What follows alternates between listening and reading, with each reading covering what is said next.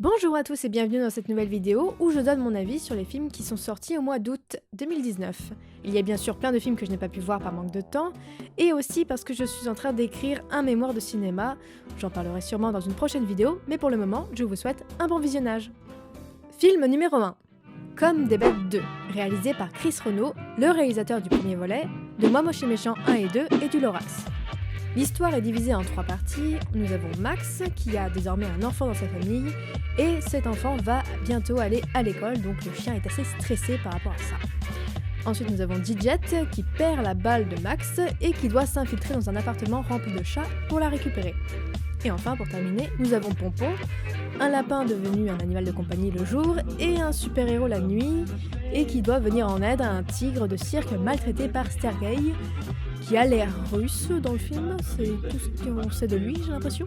Alors, plutôt que de nous montrer le quotidien des animaux quand on les regarde pas comme dans le premier film, ici on retrouve les codes des dessins animés de la télévision. Chaque histoire est centrée sur un personnage et présente une problématique qui amène au gag et à sa résolution, avec si possible une morale. Bien sûr, à la fin de ce film, tous les personnages se rejoignent, mais j'ai quand même le sentiment que le film est beaucoup plus enfantin, plus familial et moins intéressant que le premier film. De plus, ce film fait tout pour plaire aux jeunes enfants, et donc il y a cette histoire de super-héros lapin qui sonne assez faux, et qui est surtout là pour surfer sur l'engouement que porte le public aux super-héros. Il est également là pour vendre un maximum de peluches. Loin d'être un mauvais film, Comme des bêtes 2 est une suite en dessous du premier, qui a le charme des gags à l'ancienne, très visuel et cartoonesque, et il peut être très bien vu par les plus petits sans qu'il y ait de scènes vraiment traumatisantes. On peut noter que le casting vocal est aussi moins pimpant que le premier. On perd en effet François Damiens et Florence Foresti pour retrouver le quatuor de films de Philippe Lachaud, mais on gagne quand même Alain Dorval, la voix officielle de Sylvester Stallone, et ça fait plaisir. Film numéro 2, Once Upon a Time in Hollywood, est réalisé par Quentin Tarantino, papa de plein de films très cool. Ce film met en scène ici deux losers, Rick Dalton, star de série B sur le déclin, et son cascadeur attitré Cliff Booth, dans un Hollywood traditionnel, en plein mouvement hippie, et juste avant le nouvel Hollywood. Ils vont croiser la route de plein de personnages qui ont réellement vécu, comme Bruce Lee par exemple, un choix qui a fait polémique par rapport à sa représentation, mais nous avons aussi et surtout le couple Roman Polanski et Sharon Tate. Cette partie de l'intrigue est très importante car dans la réalité, Sharon Tate meurt assassinée alors qu'elle est enceinte par des illuminés de la secte menée par Charles Manson. Et comme nous sommes dans une fiction, Tarantino ne respecte pas forcément la réalité, mais je n'en dis pas plus.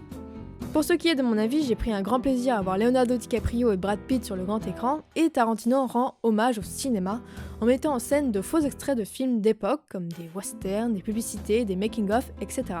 On voit l'envers du décor du métier d'acteur et de cascadeur avec des méthodes de travail, donc ça peut peut-être inspirer de futures vocations dans le public.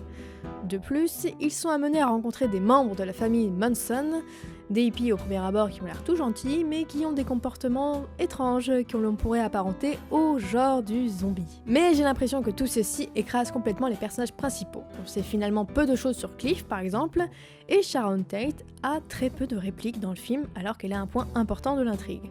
On peut y voir la métaphore de l'American Dream. Sharon Tate est belle, jeune, enceinte, ses films cartonnent, son mari est la coqueluche d'Hollywood, tout lui sourit et tout lui réussit. C'est aussi pour ça que sa mort dans la réalité a été un choc à Hollywood et a participé à la postérité de Charles Manson. Bref, ce film est personnel, ça parle beaucoup de la vieillesse, de la peur d'être ringard, mauvais, remplacé, en plus de l'hommage au cinéma. C'est différent des précédents films de Quentin Tarantino, c'est sûr, moins de blabla, moins de violence, mais les rumeurs disent que le montage de ce film n'est pas définitif. Il existera peut-être une autre version dans quelques années. On peut souhaiter qu'elle soit encore meilleure et beaucoup plus riche. Film numéro 3, Wedding Nightmare. Alors c'est un film d'horreur qui est distribué par Walt Disney, donc ça mérite d'être précisé car c'est assez insolite.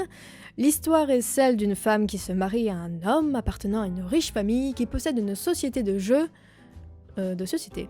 Comme le veut la coutume, le soir du mariage, elle doit tirer une carte et jouer aux 10 jeux. Ça pouvait être les échecs, la belote, mais non, elle est tombée sur la pire carte, cache-cache. À partir de là, elle doit rester cachée jusqu'à l'aube, pendant que les autres membres de sa nouvelle famille la cherchent avec des armes de chasse. Ambiance. Le principe est simple et il est là pour amener des scènes gore gratuites, mais le film garde une certaine distance. C'est comme si ceux qui avaient fait le film savent que le scénario n'est pas aussi fou qu'un Get Out ou Us, alors ils ont une sorte d'autodérision. des répliques qui font mouche ou des personnages qui commentent l'absurdité de la situation, ça rend le film divertissant avec une certaine dose d'humour noir, mais ça ne fait pas peur. Ça ne vous donnera pas de cauchemar, prenez-le plutôt comme une comédie. On peut noter la présence d'un casting presque inconnu, car les comédiens ne sont pas connus en France, et ont surtout des rôles secondaires. Mais on notera tout de même la présence de Andy McDowell, que nous avons déjà vu dans Un jour sans fin ou 4 mariages et un enterrement. J'aurais beaucoup aimé voir le film Midsommar, un autre film d'horreur qui joue avec les codes, car toute l'intrigue se passe de jour, alors qu'habituellement, un film d'horreur se passe la nuit, là où le danger est incertain et beaucoup plus présent. Mais malheureusement, je l'ai raté quand il était en salle. Film numéro 4, La vie scolaire.